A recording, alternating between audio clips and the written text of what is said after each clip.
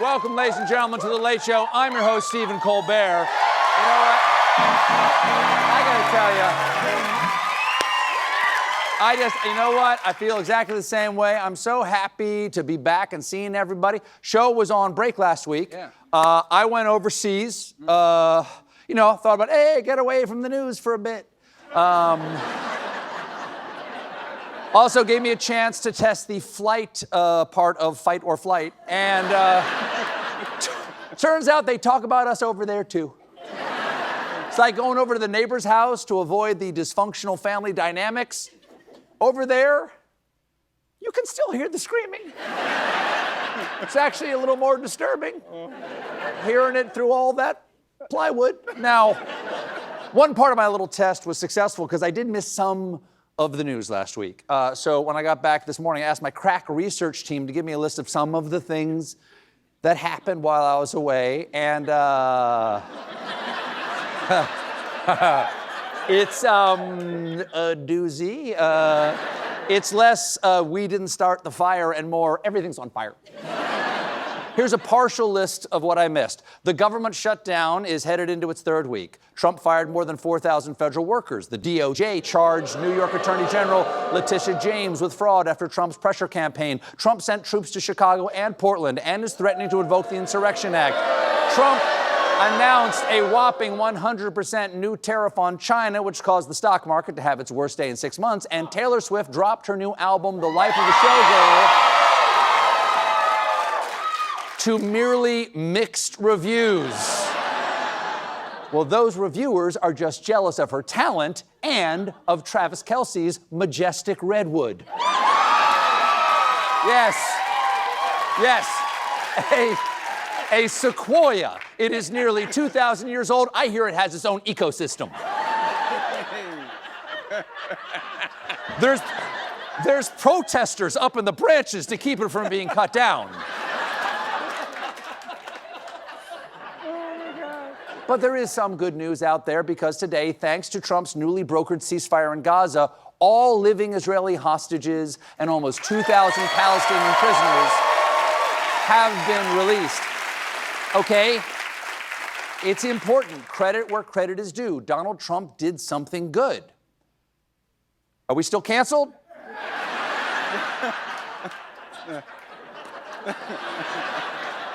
You sure? I tried. It's kind of surprising to see him do something good. It reminds me of, in The Empire Strikes Back, when Darth Vader revealed this shocking secret. Luke, I am an organ donor. Hooray! Despite the deal, on Friday, in a truly foreseeable turn of events, Trump did not receive the Nobel Peace Prize.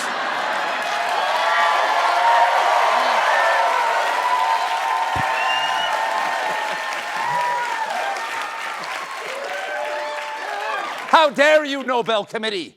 The man is a paragon of peace. He walks in the footsteps of Mahatma Gandhi and Martin Luther King. After all, who can forget what Nelson Mandela famously declared upon leaving prison? Fat, talentless Rosie O'Donnell should go back to Ireland. Sounded better with the accent. After losing his campaign for the thing you don't campaign for, Trump said he didn't do the peace deal for the Nobel.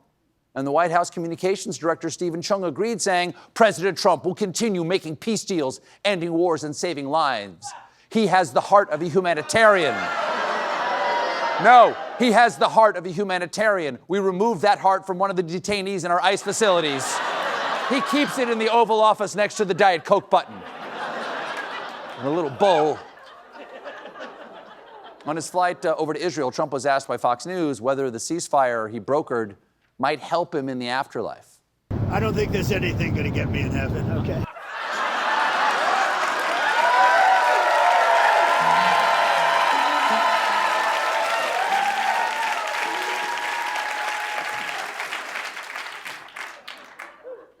I agree with Donald Trump.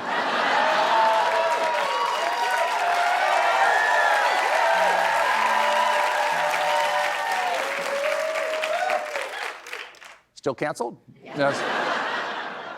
While Trump tries to bring peace to the Middle East, he's trying just as hard to bring war to the Midwest. And personally, I'm horrified to see how he's stomping on my old stomping grounds, Chicago, Illinois, where I lived for over a decade. ICE has been terrorizing communities in the Windy City, going door to door in front of elementary schools, arresting immigrants, legal or otherwise, arresting U.S. citizens without any due process, tear-gassing journalists who are merely reporting on what they're doing, all of which I know sounds bad. But before you judge them, keep in mind, they also shot a pastor in the head with pepper balls, which kind of makes you nostalgic for the earlier part of that list, doesn't it? Now, to protect ICE in their vital mission of generously seasoning our nation's clergy, Trump ordered the National Guard to Chicago and Portland, despite the fact that the crime rate in both cities has gone down. But according to the president, nah. Portland, Oregon. I mean, every time I look at that place, the place is burning down. There's fires all over the place. When a store owner, there are very few of them left, but when a store owner rebuilds a store, they build it out of plywood, and they don't put up storefronts anymore. They just put wood up. It's very sad. It's very sad. It's just wood. I saw in the papers one poor businesswoman, Lucy Van Pelt, had to set up a wooden psychiatric office right there on the sidewalk. She charges, what's she charge? She charges like 5 cents for help. She can't make a living doing that. You can't make that. And let me tell you, all of her patients, one of them is an 8-year-old kid, already bald as a cue ball. Other one sucks his thumb, married to a blanket. Good grief. Last week, DHS Secretary Kristi Noem went...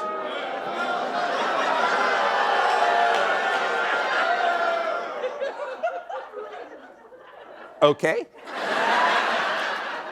Kristi Noem went into the... Okay, hold on. We only have an hour-long show. She went into the heart of the Portland war zone, bravely standing on a rooftop, surrounded by troops to survey the carnage. Here's what she saw. Secretary, do you have a message to the protesters, especially the man in the chicken outfit? Yes. Yes. Yes, she does. That message, you should see what I do to dogs. Yeah, I agree, not great. That terrorist chicken is not alone, folks. Anti-ICE protests in Portland have also featured dancing dinosaurs, unicorns, sharks, and a whole lot of anti-ICE frogs. Thank you. Thank you for your service, inflatable heroes. Not only are you defending democracy, you're saving Party City. But it turns out federal forces are hopping mad about these riveting rioters. In Portland, ICE pepper sprayed one right in the fan hole.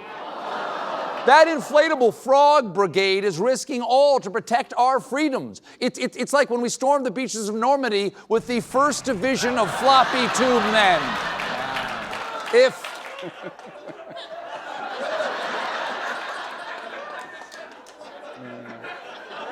That was the footage Spielberg didn't use, wasn't it? If they think Portland's bad, ICE is not ready for the protesters here in New York City. In just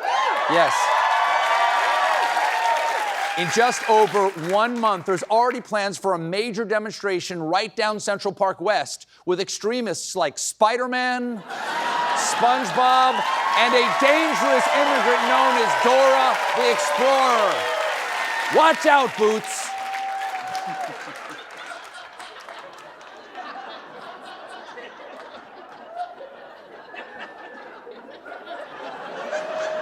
Getting back to the shutdown. Normally, during a shutdown, they furlough the federal employees and they give back pay when the shutdown ends. That's how it's always gone. But things aren't normal anymore. This time, Trump's threatening to withhold back pay and do mass firings. And on Friday, the White House announced layoffs of 4,100 federal employees from all over the government, including 466 in the Department of Education. Look. Actually, this one's fine. Kids don't need education.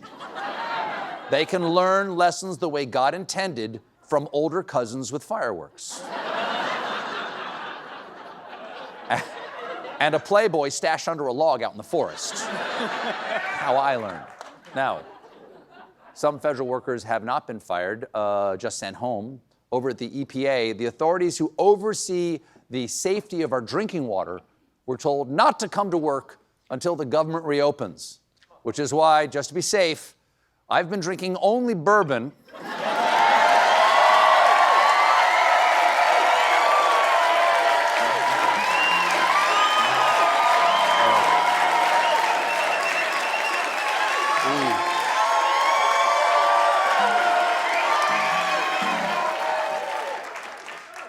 Oh, wait, this is the water now. We got a great show for you tonight. My guests are Keanu Reeves and Alex Winter, but when we come back, I share a fond memory of the great Diane Keaton. Stick around.